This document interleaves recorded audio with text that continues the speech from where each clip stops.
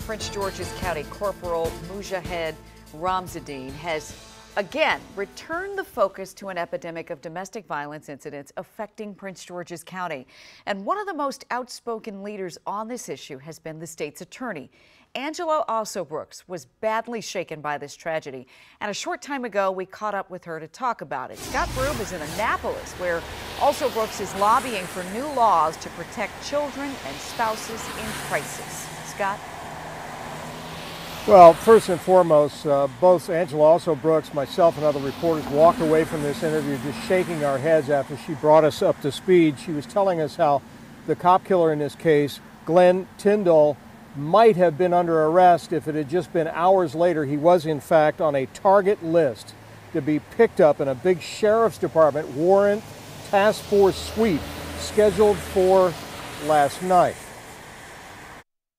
But it was too late. Tyndall had already shot and killed Corporal Mujahid Ramzziddin as the officer tried to stop a confrontation between Tyndall and his terrified wife. It is so painful and so frustrating and so devastating, and for the sheriff's deputies who pursued this man for a month.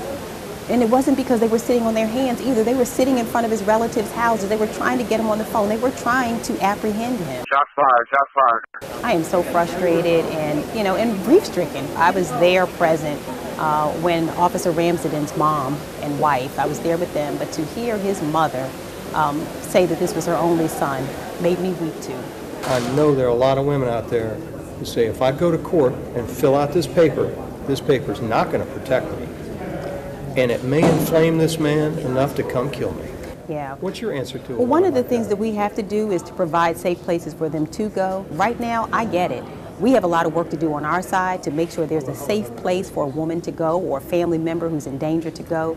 And so we're going to continue to work to make sure those things are in place so that they will feel safe to leave and that they are actually safe when they leave.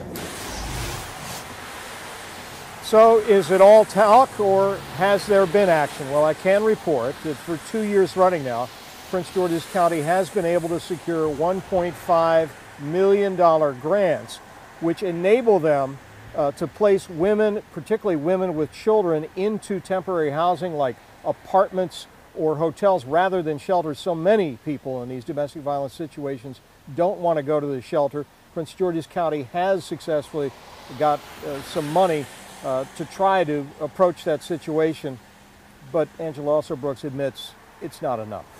Reporting live in Annapolis, Scott Broom, WUSA 9. And they've got the money, but they've got to remove the red tape to get these families into the housing quickly. The Prince George's State's Attorney's Office has also met with at least 300 church leaders in the county to educate them on reporting signs of violence in marriages. And one message to preachers is just don't encourage couples to stay together when violence is present.